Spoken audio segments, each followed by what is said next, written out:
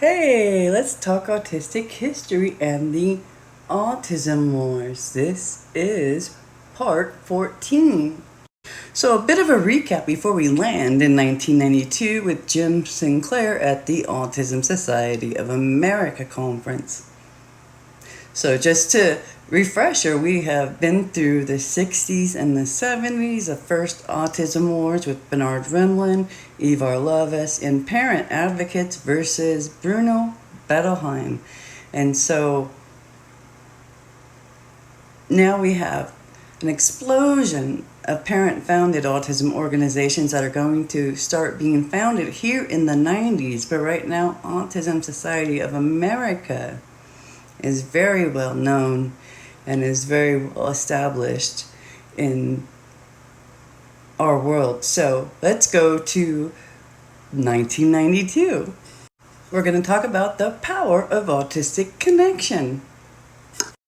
And just to note, I have this part 1 that I'm sharing with you in this last video and this next couple of videos of inventing and then cashing in on the autism epidemic series I started writing last year. And so that can be found on internationalbadassactivist.org. The link is right on the home page. You can click on it and then go to part 1 and find where we're at here. So, the power of autistic connection. In 1992, Autistics did what ASA, and that's Autism Society of America, board of directors thought impossible, and they organized their own group called Autism Network International, or ANI. The founders included Jim Sinclair and Kathy Grant from the United States, plus Donna Williams from Australia. All three had originally connected through a parent-maintained pen pal list. Williams traveled to the States in February of 1992 to promote her first book, Nobody, Nowhere. Now, the distance between Grant and Sinclair at this point wasn't unreasonable, so the opportunity for all of them to meet became possible. And they gathered at the Grant's home in St. Louis, Missouri, and this was the first time any of them had ever existed in an all-autistic space. And the experience was profound. And Donna Williams wrote about it in her second book, This Meeting, in Somebody, Somewhere, on page 186. So, I don't know if it's the same page for all books.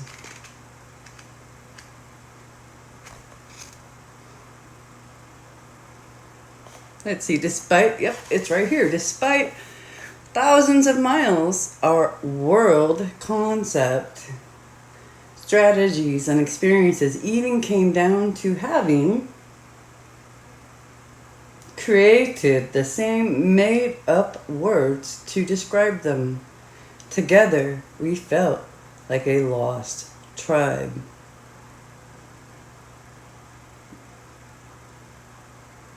Normal is to be in the company of someone like oneself.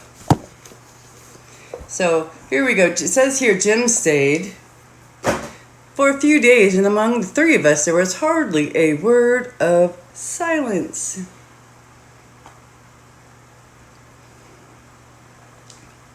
We all had so much to say, and over the 3 days we barely managed to prepare 3 cups of tea and drink them. We hardly cooked or ate, yet it was such a great atmosphere. No one would criticize us here for staring at a hot cup of tea and not working out what to do about it until it was stone cold 3 hours later. Alright, so Sinclair wrote about the visit as well. And quote, my own recollection of this meeting is of feeling that after a life spent among aliens, I had met someone who came from the same planet as me. We understood each other. At one point, I overheard Donna talking on the phone to someone associated with her book tour. Apparently, the caller had asked her something about how the visit was going. I heard Donna's answer. We don't get a lot of cooking done, but we speak the same language. It was an amazing and powerful experience to be able to communicate with someone in my own language. I had sometimes been able to establish meaningful connection with people before, but it always involved my having to learn the other person's language and do constant, laborious translating. Here, with people who shared my language, meaning flowed freely and easily. And they all agreed autistic space was a good thing for autistic people, and it was time to end their dependency on parent-run organizations. And with that in mind, they launched the Autism Network International, or ANI. We called it a network, not a community. At that time, I really didn't believe community would be a meaningful concept for autistic people. We don't tend to function very well in groups, let alone as groups, wrote Sinclair. Autistic connections seem to be made on a person-to-person basis, one person at a time. In our new network, as we envisioned it, the newsletter would be the vehicle for information sharing among the group as a whole, while the pen pal list would allow for contact among people who wished to have person-to-person contact.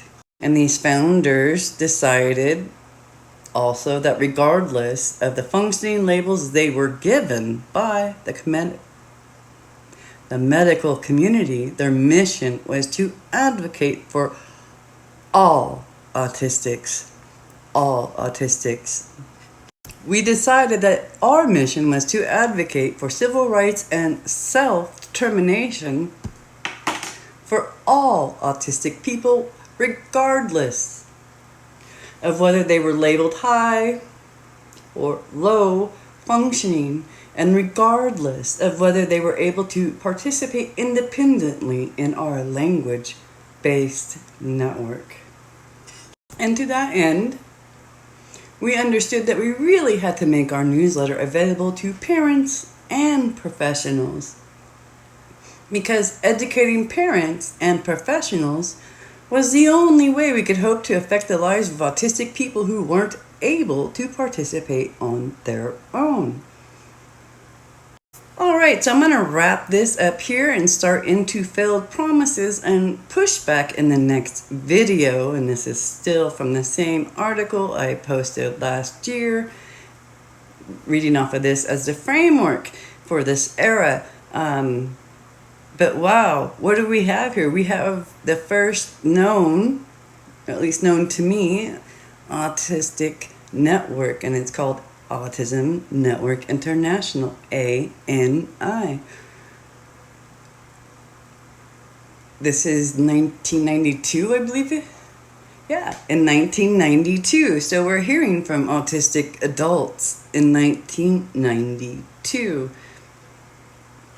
All right, let's keep this in mind. I just, when I first read this story of how these folks met some years ago, it was just really profound for me to know we had history that went back all the way back with these organizations, and to know that autistics had a voice even then, and we're trying to be heard and advocate, but the shutdown comes pretty quick.